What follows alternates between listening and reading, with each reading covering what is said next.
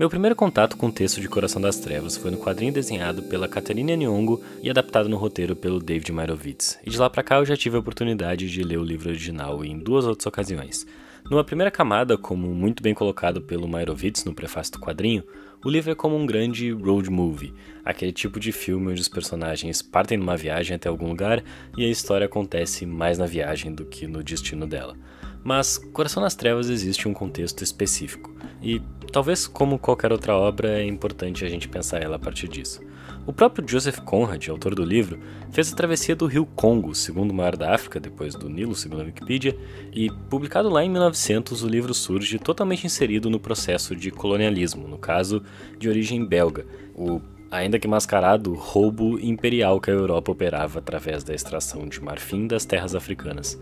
No livro, quem nos conta a história é Marlowe, que um dos ouvintes, que é também agente ali no livro, descreve como um homem do mar, mas que, diferente de outros da sua classe, que costumam ter uma simplicidade mais direta nas suas histórias no sentido de concluir que conhecer os segredos além do barco só valem a pena até certo ponto, para o Marlowe o sentido de um episódio não se encontrava dentro, mas fora. Quando ele descreve os colonizadores, sujeitos que não eram grande coisa na verdade, nas palavras dele, Marlowe os chama de conquistadores, diz que para isso é preciso apenas força bruta, nada para se orgulhar uma vez que sua força é mero acidente que brota da fraqueza dos outros. A administração deles era mera exploração, mais nada, ele acha.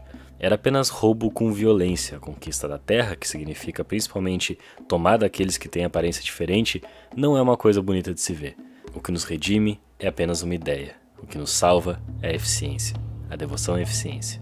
Daí vem a figura, central à trama, do Kurtz, um dos comerciantes de marfim. O Marlowe, quando consegue um trabalho como capitão em um barco a vapor de uma companhia de comércio, tem como tarefa principal chegar até Kurtz e trazer ele de volta.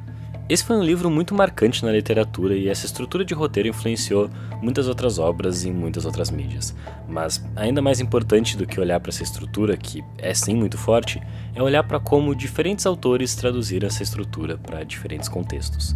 O principal exemplo é, provavelmente, Apocalipse Now, do Francis Ford Coppola.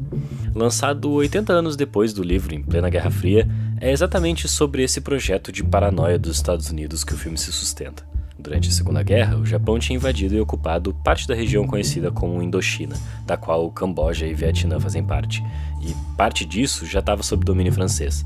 Após o final da Segunda Guerra e a criação da Liga Revolucionária para a Independência do Vietnã, que surgiu como uma resposta a essa invasão, os estados da Indochina não só se tornaram independentes, como o Vietnã passou a se subdividir em 2, o Vietnã do Norte e o Vietnã do Sul.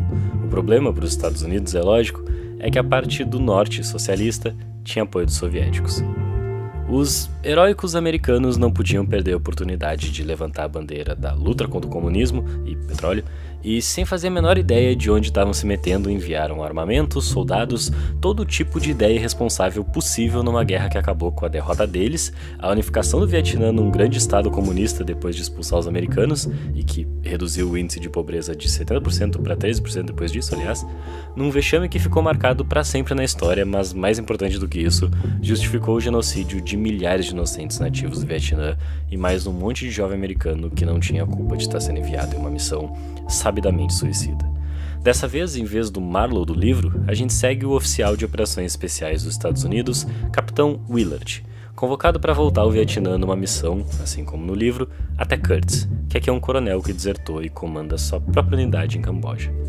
Isto que é um exemplo ainda mais moderno de mídia que também evoca Coração das Trevas, em 2012 a desenvolvedora Yager lançou o jogo Spec Ops: The Line, um jogo de tiro em terceira pessoa que se passa em uma Dubai devastada, com uma narrativa muito mais arraigada numa ideia contemporânea de contra-terrorismo, onde a gente joga com o Capitão Walker que dessa vez procura o coronel chamado John Conrad, com K de Kurtz, nome que homenageia o próprio autor do livro, Joseph Conrad. O interessante nesse exemplo é que, ainda que o jogo não seja uma parada tão artisticamente grandiosa quanto as outras, mais do que no livro onde o Marlowe nos conta a história dele, mais do que no filme onde a gente vê tudo pelos olhos do Willard, no jogo a gente é o Walker. E a gente não só ouve ou assiste, como controla, participa ativamente das situações que vão aparecendo. E, seguindo a tradição do livro, essas são todas obras sobre o caminho até lá. O objetivo não faria sentido sem a travessia. Um dos momentos que mais marcaram no Coração das Trevas acontece logo no começo do livro, quando Marlowe descreve o que aconteceu com o capitão que ele acabou pegando a vaga.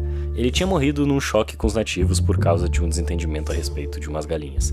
O sujeito se sentiu de alguma forma prejudicado num negócio, então deixou o barco e começou a espancar o chefe da aldeia enquanto todo mundo assistia. Até que alguém disseram que o filho do chefe, desesperado com os gritos do velho, furou o homem branco com um golpe de lança. 2 passagens dessa lembrança enchem de complexidade o relato do Marlowe, quando ele diz que não se surpreendeu ao ser informado que o antigo capitão era a criatura mais gentil e tranquila desse mundo, e quando termina o relato dizendo que tampouco faz ideia do que aconteceu com as galinhas. Essa sensação de despropósito que envolve o texto é só um prenúncio da transformação que vai atingir o próprio Marlowe.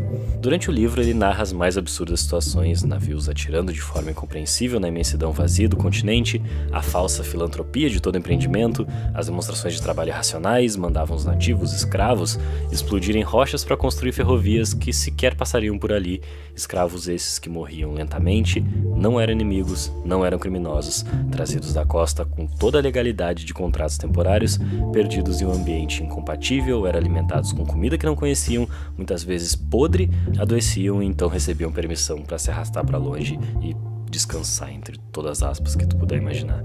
O filme também é extremamente gráfico na hora de retratar alguns dos horrores da guerra. Unidades perdidas sem o comandante ou uma missão exata, gente inocente sendo assassinada em mal-entendidos, gente inocente sendo assassinada em operações muito bem calculadas, ainda que não menos assustadoras também. A icônica cena do I love the smell of napalm in the morning é talvez o maior desses momentos, quando motivado pela vontade de surfar nas ondas do território um pouco mais avançado de onde eles estavam, o tenente-coronel responsável pelo posto ordena um bombardeio de napalm na mata em frente a eles. Acontece que napalm, amplamente usado pelos Estados Unidos no Vietnã, era uma das armas mais desumanas na mão do exército americano. Onde não pegava fogo, napalm causava envenenamento por dióxido de carbono, e onde pegava fogo, essa porcaria grudava na pele e derretia a carne. Mais do que uma queimadura qualquer, não tem como apagar o fogo a não ser sufocando ele, o que ainda por cima provoca uma dor insuportável.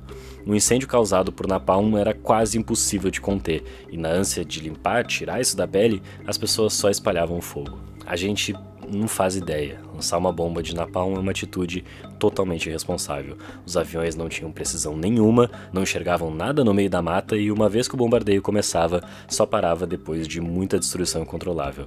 Tentem imaginar o quanto de gente que não tinha nada a ver com a história que sofreu as consequências disso. E nada cheira como napalm. Perceber a naturalidade, o distanciamento e a apatia do tenente-coronel naquele cenário de destruição soa como uma sátira maluca, mas é importante lembrar que os Estados Unidos foram pro Vietnã, e o napalm, completamente descarregado de propósito ou não, virou um dos símbolos da presença deles lá. E existe um pouco do que justifica essa postura em tudo o que aconteceu no Vietnã, a tal devoção e eficiência. Em Spec Ops: The Line a gente tem a fase do fósforo branco, o primeiro grande momento de carga emocional no jogo que já dava seus suspiros quando tu escolhia executar um personagem e ouvia I thought we were rescuing people. Em um certo trecho, tu é confrontado com a decisão encarar os muitos soldados inimigos que tinham pela frente, que resultaria em morte certa, dadas as proporções, ou comandar um bombardeio de fósforo branco para acabar de uma vez com todos. Outro tipo de arma que acarreta em queimaduras mais letais do que o normal por causa da absorção de fósforo pelo organismo, também usado nas guerras modernas. Nessa hora a jogabilidade muda e do até então gameplay em terceira pessoa, a gente começa a controlar uma outra telinha, com os registros em branco de onde estão os soldados que a gente tem que acertar. Um a um a gente vai eliminando todos eles, não muito diferente do que já é comum em outros jogos do gênero. Feito isso, a gente tem então que passar pelas tropas devastadas, com o ar ainda queimando, característica própria do fósforo branco. Até que um dos sobreviventes pergunta o porquê daquilo tudo. Nosso personagem responde que eles mesmos eram responsáveis, antes de ouvir as últimas palavras, nós estávamos ajudando. Então a gente descobre. Aqueles soldados que a gente tinha acabado de matar com total indiferença, eles não eram sequestradores, não eram assassinos. Eles estavam protegendo as pessoas que a gente deveria resgatar. Protegendo. E a gente tinha não só eliminado eles, como também os civis abrigados ali, todos vítimas do fósforo branco. A nossa resposta?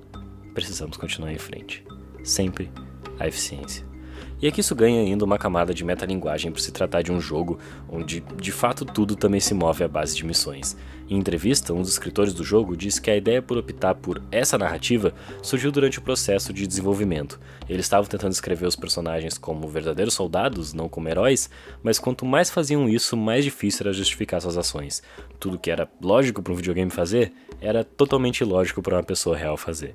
Segundo ele, no enredo, para que os personagens fizessem o que os jogadores queriam, os soldados precisariam estar psicologicamente desequilibrados.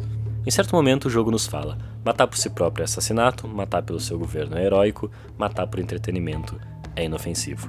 E ele toma uma liberdade interessante na hora de adaptar o texto do livro quando a gente finalmente encontra o Curtis, que não é Curtis.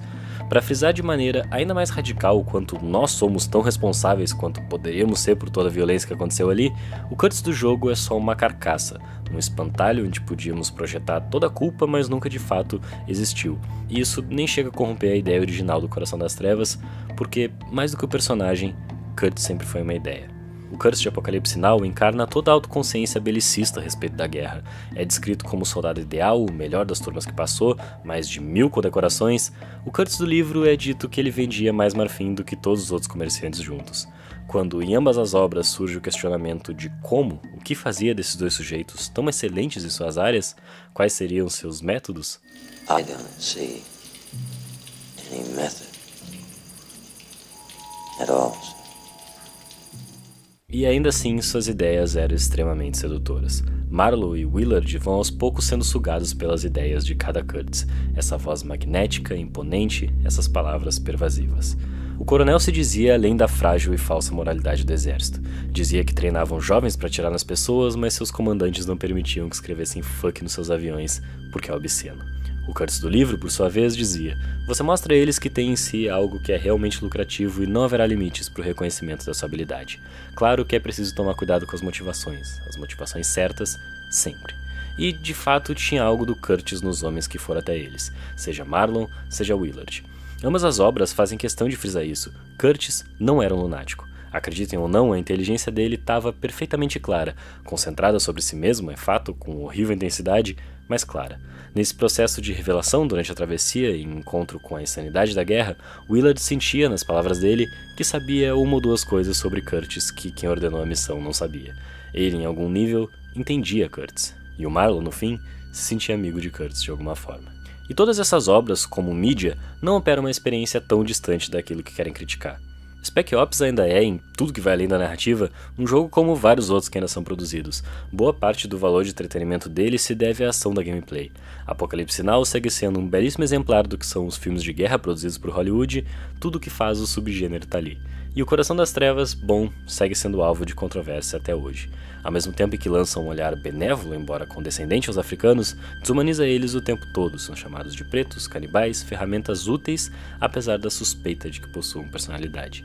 Marlowe nunca foi capaz de dizer qual era a profissão de Curtis, se é que teve alguma, qual era seu maior talento. Podia ser um comerciante, um jornalista, um coronel. Boatos até de que o Curtis do livro, antes da expedição, era mal visto por não ser suficientemente rico ou algo assim. Talvez isso tivesse levado ele até lá. Eu podia terminar o vídeo com as palavras que ficaram marcadas na história, símbolo da força dessa leitura, as últimas palavras de Curtis. Mas pode soar grandioso demais, portentoso demais. Dessa vez eu prefiro ler as palavras que o Marlon diz quando volta da viagem. Volta para a vida cotidiana, para o mundo comum. Me vi de volta à cidade sepulcral, ressentido com a visão de pessoas correndo pelas ruas para surrupiar um dinheirinho dos outros, para devorar sua infame culinária, para tragar sua cerveja insalubre, para sonhar seus sonhos insignificantes e bobos. Elas invadiam meus pensamentos. Eram intrusas cujo conhecimento da vida era, para mim, uma pretensão irritante, porque eu tinha certeza de que não podiam saber as coisas que eu sabia. Sua conduta, que era simplesmente a conduta de indivíduos comuns cuidando de seus negócios na certeza de perfeita segurança, me era ofensiva como injuriante ostentação de loucura diante do perigo que eram incapazes de compreender. Eu tinha nenhum desejo de esclarecer essa gente, mas tinha certa dificuldade em me conter para não rir na cara deles, tão cheios de estúpida importância. Devo dizer que eu não estava muito bem naquela época. O horror caminha perto da gente. Pode escolher o contexto. Como Marlon nos garante no decorrer do livro, o conhecimento de Curtis, por mais extenso que fosse, não versava sobre os problemas do comércio e administração.